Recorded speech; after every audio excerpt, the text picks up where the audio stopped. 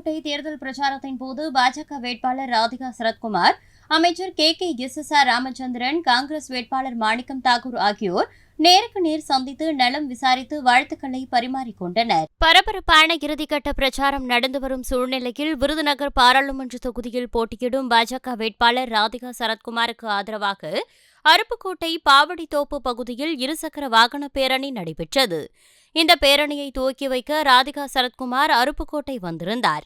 அப்போது அதே பகுதியில் பிரச்சாரத்தை முடித்துவிட்டு அமைச்சர் KKSSR ராமச்சந்திரனுடன் காங்கிரஸ் வேட்பாளர் மாணிக்கம் தாக்கூரும் வந்தார். இம்மூவரும் நேருக்கு நேர் சந்திக்கும் சூழ்நிலை ஏற்பட்டது.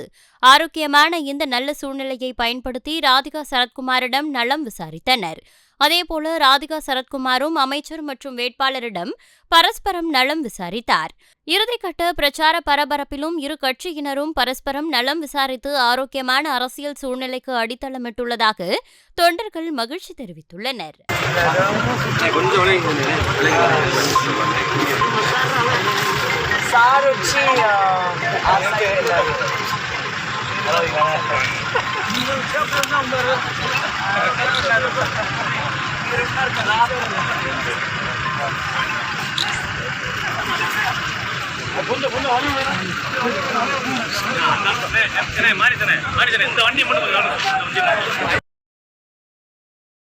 செய்திகளை உள்ளது உள்ளபடி தெரிந்து கொள்ள ரெஃப்ளெக்ட் நியூஸை சப்ஸ்கிரைப் பண்ணுங்க.